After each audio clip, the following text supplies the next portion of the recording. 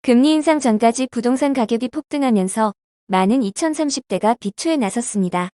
이들은 일명 영끌족이라 불릴 정도로 가능한 만큼 대출을 받아 부동산과 주식에 투자했습니다.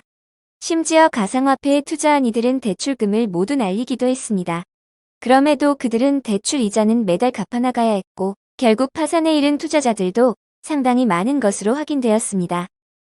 비투에 나선 2030 세대는 투자 경험이 매우 부족하기에 원하는 수익률을 달성하기는커녕 손실만 눈덩이처럼 불어난 투자자들이 대부분입니다.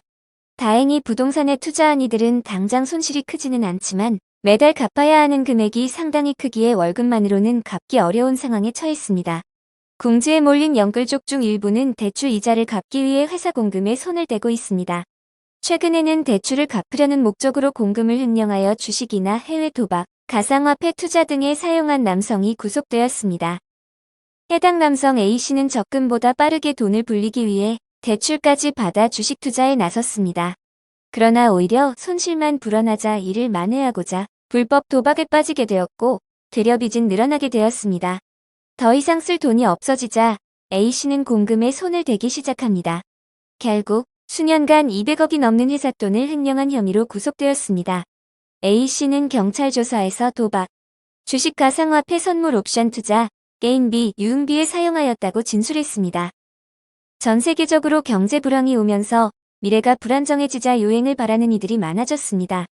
그중 일부는 회사나 기관, 단체, 모임 등의 공금을 빼돌려 자신의 재산을 불리려 하기도 합니다.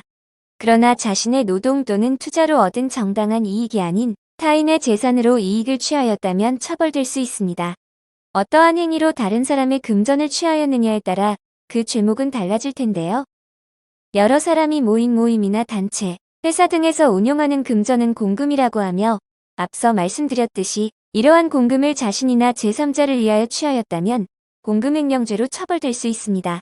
공동의 목표를 위하여 사용되는 공금을 개인이 함부로 취하거나 사용한다면 본죄가 성립될 수 있고 공금을 사용한 자가 회사나 단체 등의 대표일지라도 처벌을 받게 될 수 있습니다.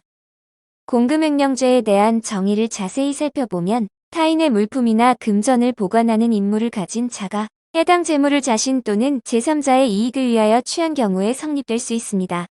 여기서 중요한 것은 횡령을 한 자가 타인의 재물을 보관하는 지위에 있는 자라는 사실이 증명되어야 본 죄가 성립될 수 있습니다.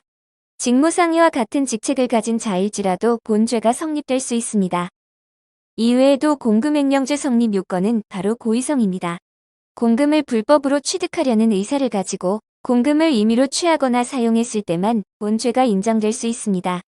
실수로 공금을 잘못 사용하였거나 원래의 소유자 또는 공동의 이익을 위한 목적으로 사용한 것임에도 혐의를 받게 되었다면 적극적으로 혐의가 없다는 사실을 증명해야 합니다. 단순히 억울한 감정으로 호소하는 것은 도움이 되지 않으며 법적 지식과 객관적인 사실을 바탕으로 입증해내야만 혐의를 완전히 벗을 수 있습니다. 공금횡령죄 혐의가 인정된다면 5년 이하의 징역 또는 1,500만 원 이하의 벌금형에 처해지며 동시에 10년 이하의 자격정지 처분도 내려질 수 있습니다.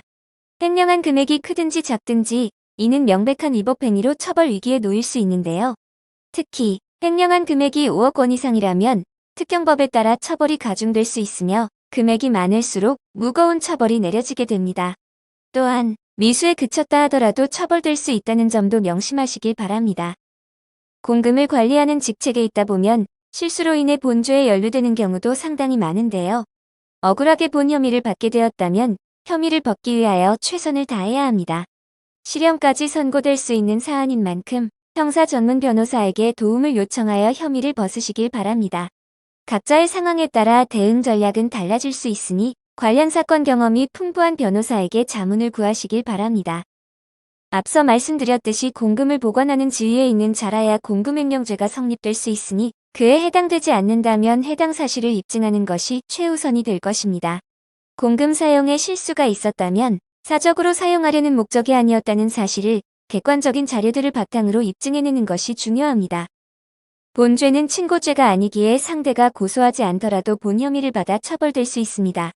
공금횡령죄로 인정되는 행위의 범위는 상당히 넓기에 공금을 관리하고 보관하는 지위에 있다면 항시 실수하지 않도록 조심해야 합니다. 매사에 주의를 기울였음에도 실수하였다면 형사 전문 변호사의 도움을 받아 적극적으로 대응해야 합니다. 무거운 처벌이 따르는 만큼 전문 변호사의 도움을 받아 신속히 대응 방안을 모색해야 합니다. 다양한 경제범죄 사건을 다루고 있는 법률사무소 AL에서는 형사 전문 변호사가 직접 무료 법률 상담을 도와드리고 있습니다. 카카오톡을 통한 상담은 무료로 진행되며 24시간 상담 서비스를 제공하고 있으니 혐의를 받게 된 즉시 AL로 연락하셔서 최선의 대응 전략을 받아보시길 바랍니다. 재산 범죄와 관련된 사건은 복잡한 법적 지식을 갖춘 전문가의 도움을 받아야 긍정적인 결과를 얻으실 수 있다는 사실을 명심하시길 바랍니다.